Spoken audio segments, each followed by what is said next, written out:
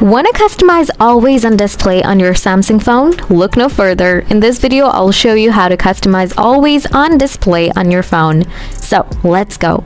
First, make sure to turn on the always on display option. To do that, go to the settings, scroll down a little bit, then tap on lock screen. Before that, ensure to turn off the power saver. Now toggle on the always on display from here. Then back to the settings page again and tap on themes. Now tap on AODs from the bottom. Here you will find so many AOD options. Tap on any option. After that, tap on download from the below.